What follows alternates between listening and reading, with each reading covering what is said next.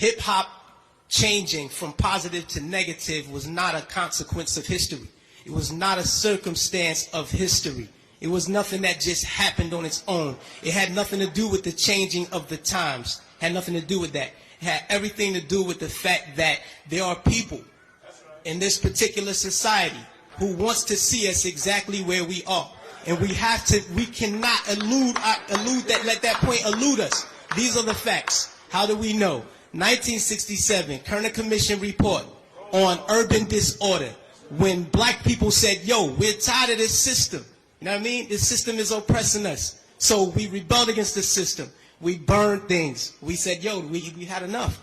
He did his little report on what caused these riots. He said, what caused these riots? He said it was young children who started these riots, and what was motivating them was a high self-esteem and an enhanced racial pride. He said the majority of the rioters were high school dropouts, but they had a higher political orientation than their peers who did not drop out. And they saw the system as their enemy, so they attacked it in the right circumstance. So, fast forward to 1992. Same thing. #1 record on the radio, we had Fight the Power. Fight the Power is on the radio.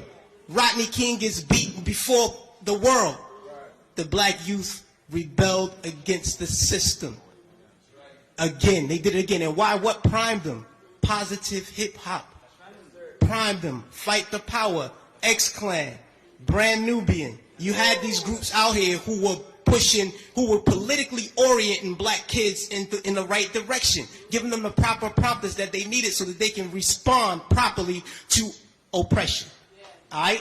In 1967, when the riots happened, he saw that the self-esteem and the racial pride was fueling this. So he said, how do I bring that down so that they will not riot? And what he did, he flooded the airways with black exploitation movies. Nigga Charlie and the Return of Nigga Charlie. These were movies. Hip-hop didn't start calling people niggas. We had Shaft. We had Coffee.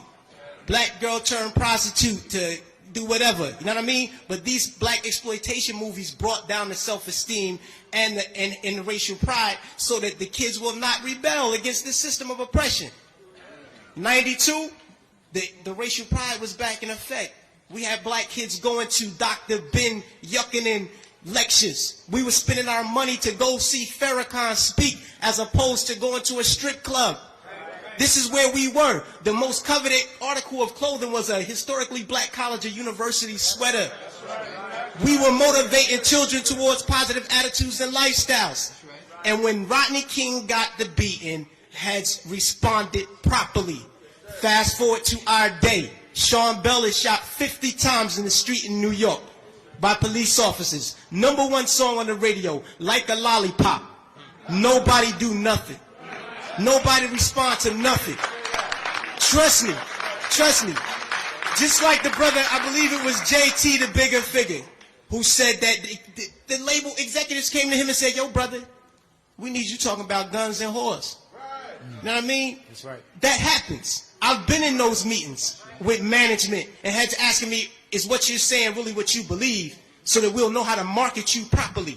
You know what I mean? This happens. Young Buck on his album, he has a song on his album that talks about police terrorism.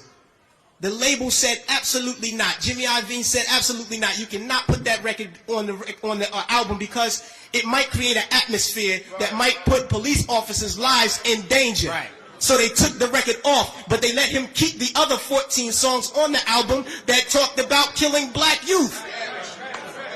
So this is what we're dealing with. We're not dealing with a circumstance or consequence of history. You know what I mean? The environment that we're embedded in puts us in a situation where we feel we have to maneuver and play the game and water our message down. You know what I mean? But no, what happened was they intentionally shifted the paradigm to get us exactly where we are right now. Right now, we're feeding the prison industrial complex right now. Our kids are going to prison because they're promoting these records. They're promoting these records daily that send us to jail. You know what I mean? It's cool to go to jail.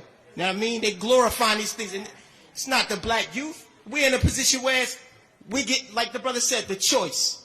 You know, he said, yo, I chose the positive. So I didn't do it. But every youth is not going to take that route. I know I come from the projects, grew up in the projects all my life. You know what I mean? And we're not turning down $500,000 to say nigga. We're not going to do it because we won't turn down $200 to take a package of crack from one corner to the next. You know what I mean? We're living in a state of poverty and want of all things. So it's hard for us to make that. Our judgment is clouded. And they knew that the judgment would be even more clouded if they took groups like X-Clan off the radio. This is just what it is. And until we start to deal with the environment that's shaping the behavior, we'll never get to the next level.